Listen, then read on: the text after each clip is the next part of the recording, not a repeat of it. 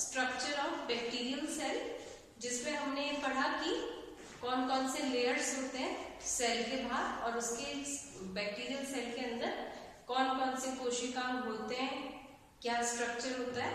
तो अब हम डिटेल में ये देखेंगे कि बैक्टीरियल सेल वॉल जो है, जैसे मैंने आपको बताया था bacterial cell wall plant cell wall से अलग होता है क्योंकि वो सेल्यूलोज का बना हुआ नहीं होता।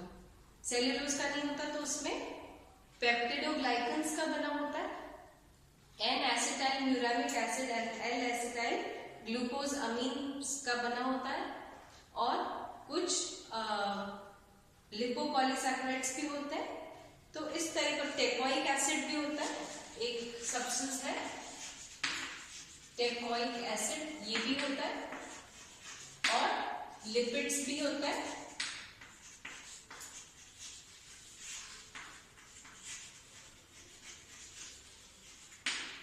इसके अलावा पेप्टिडोग्लाइकन मेन है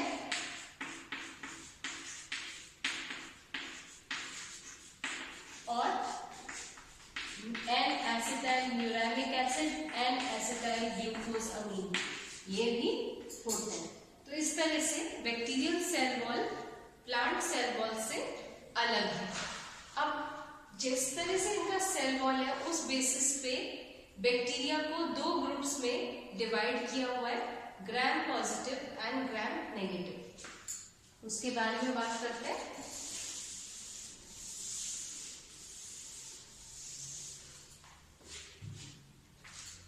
क्रिस्टियन ग्राम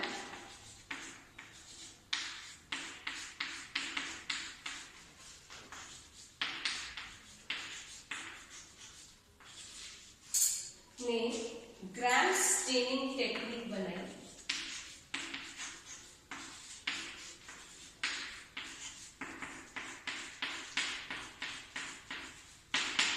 ठीक है, ये ग्राम स्टेनिंग टेक्निक बनाई थी जिसके आधार पर बैक्टीरिया को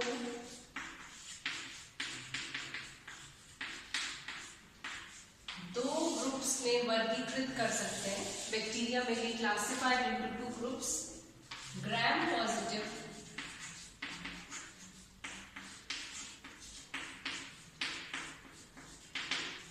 and gram negative.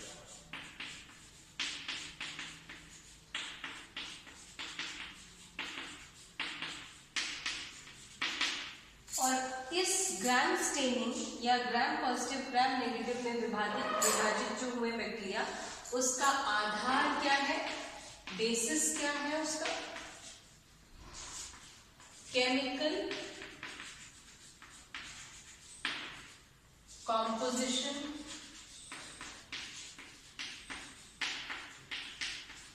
Of cell wall. ठीक है, जो बैक्टीरियल सेल है उसके कोशिका भित्ति की रासायनिक घटक क्या है, उसके आधार पर बैक्टीरिया को ग्राम पॉजिटिव और ग्राम नेगेटिव में विभाजित किया जाता है। तो स्टेनिंग करते हैं, ग्राम्स अभिरंजित करते हैं उनको। उसके लिए 4 तरह के स्टेन्स बनते हैं। पहला है ग्राम्स क्रिस्टल वायलेट। ठीक है, सेकंड है ग्राम्स आयोडीन। थर्ड है ग्राम्स अल्कोहल और फोर्थ है ग्राम्स सैफरन। ये 4 स्टेन्स यूज किए जाते हैं ग्राम स्टेनिंग में। 1885 में क्रिस्टियन ग्राम ने ये ग्राम स्टेनिंग टेक्निक दी थी। इसमें पहला ग्राम्स क्रिस्टल वायलेट, जितने भी हैं स्टेन उनके आगे ग्राम्स लगाते हैं। क्यों? क्योंकि क्रिस्टियन ग्राम के नाम के आधार पर ग्राम स्टेनिंग है और उसी आधार पर इनको नाम दिया गया, क्योंकि इनकी जो कॉम्पोजिशन है उसमें थोड़ा थोड़ा डिफरेंस है। बेसिक सैफरन से अलग है, बेसिक क्रिस्टल वायलेट से अलग है इसका कॉम्पोजिशन, इसलिए इसके ग्राम्स वर्ड आगे लगाया जाता है। तो ये 4 यूज किए जाते हैं, gram's crystal violet, gram's iodine, gram's alcohol and gram's saffron.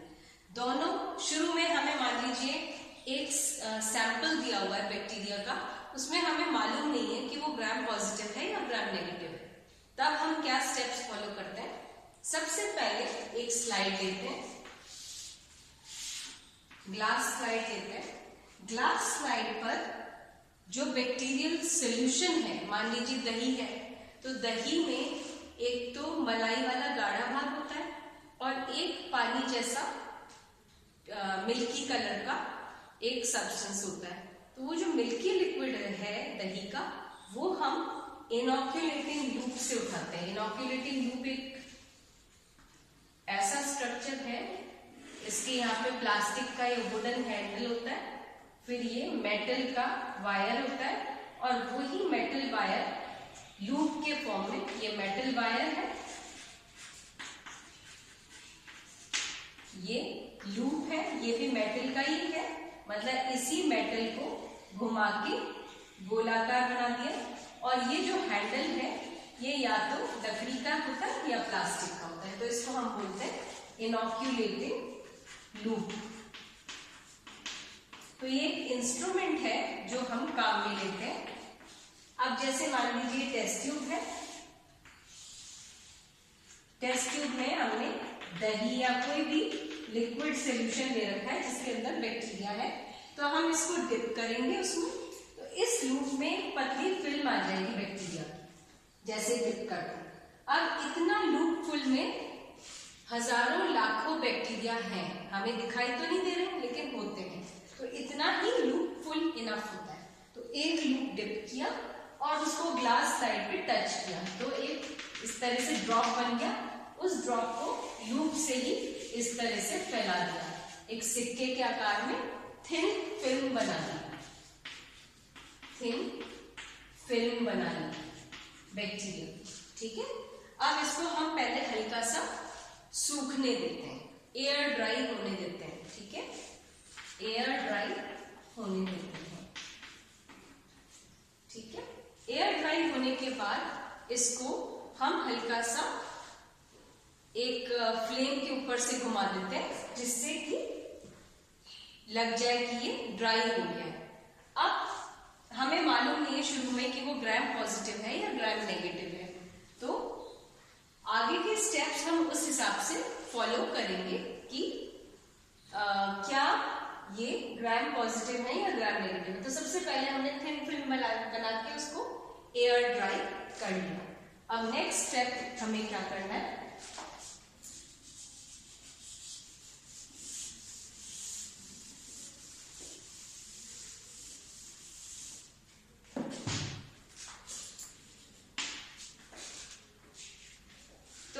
Slide पे हमारे पास ये फिल्म बनी है बैक्टीरिया की, थिन फिल्म। फर्स्ट स्टेप में हम इसको ग्राम्स क्रिस्टल वायलेट ड्रॉप डाल के स्टेन कर देंगे। तो ये ग्राम्स क्रिस्टल वायलेट क्या कहलाता है, this is known as the primary stain, प्राथमिक अभिरंजक। ठीक है, ये प्राइमरी स्टेन है। कलर से पता चल रहा है वायलेट का मतलब बैंगनी रंग। ठीक है, तो वो बैंगनी रंग का दिखाई देता है। इसको हम स्टेन करके फिर वेट करके थोड़ा सा हल्का सा इसको फ्लेम के ऊपर ले जाते हैं जिससे हीट फिक्स हो जाए, और फिर हम इसको वॉश कर देते हैं डिस्टिल्ड वाटर से, थोड़ा सा ड्राई होने देते हैं। फिर हम इस पे ग्राम्स आयोडीन डालते हैं। ग्राम्स आयोडीन जो होता है वो पोटेशियम आयोडाइड एंड आयोडीन का सॉल्यूशन होता है, येलो कलर का दिखाई देता है, और वो क्या कार्य करता है, मॉर्डेंट का कार्य करता है।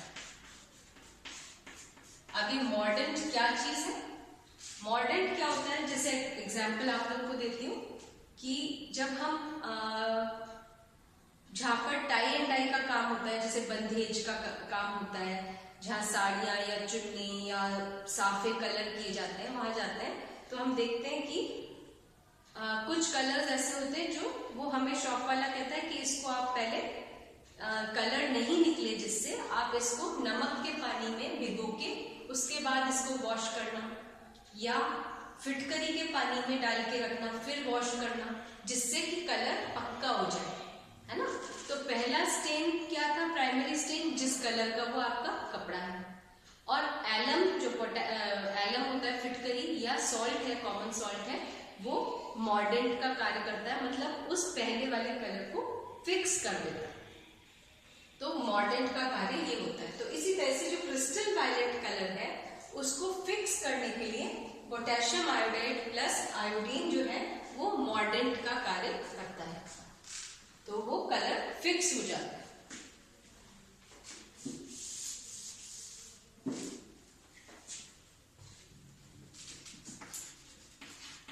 ठीक है, तो ये मॉर्डेंट का कार्य हो गया। अब इसके आगे जो स्टेप्स है वो हम नेक्स्ट क्लास में कंटिन्यू करेंगे। Thank you. 11:15